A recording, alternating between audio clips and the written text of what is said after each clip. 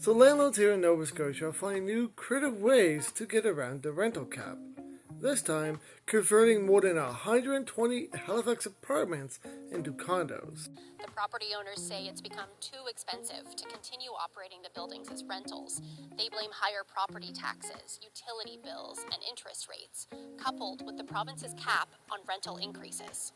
The buildings are owned by Peter Pauley, the president of development group Polycorp, and Robert Richardson, an executive with rental giant Killam. Hold up, Peter Pauley. I know I heard that name before. Oh yes, the vice president of the board of directors for iPawns, the Landlord Association.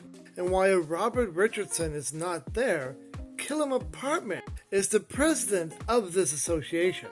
You know, the same guys that are claiming the biggest operational income in the past 5 years. So these very large landlords are claiming they are struggling to keep up with the cost of heating oil, garbage removal, water, insurance, and property taxes. Oh, of course, they're also blaming rent control. Now you can look on viewpoint.ca and see the building that's in question and see over the past 12 years that their taxes have basically doubled. And it has become a struggle paying for utilities for everyone, with Halifax Water and Halifax Power wanting to increase their rates. And we also have a minister of our Residential Tenancies Act who plans to do nothing to close the loopholes around the fixed term leases. The only defense being unforeseen circumstances could happen if they do.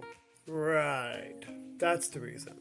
Okay, so if they need to switch this to condos, exactly how much is that going to cost the people? Following Nova Scotia law, tenants have until August 2026 to move out, or they can buy their units.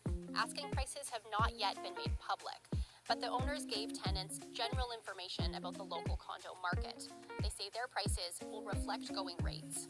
That means they'll be looking for between $400,000 and $900,000, depending on the unit. Can you even imagine how that must feel to be told that you have a year to get out or pay this price to stay in the unit you've been living in for years? Wonder why Nova Scotia is struggling with homelessness. Just within HRM alone, we have just over 1,200 people who are actively homeless. Even though the people working at those shelters are doing their damnedest to make sure people get housed. When we get news like this, even more people end up being unhoused. The question becomes, what do we do to prevent this from becoming a trend? Tell me your thoughts about this in the comments down below.